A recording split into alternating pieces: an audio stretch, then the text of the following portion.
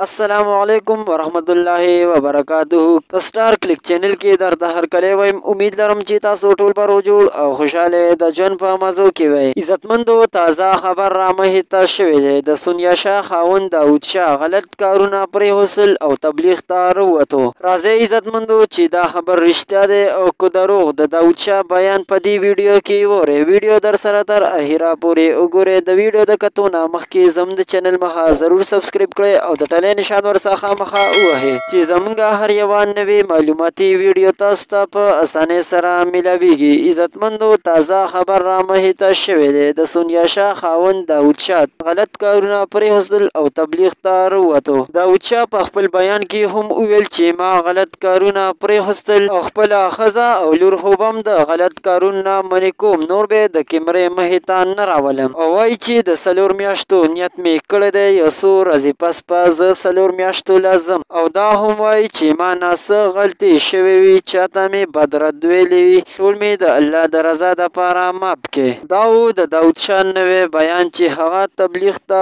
ووتو.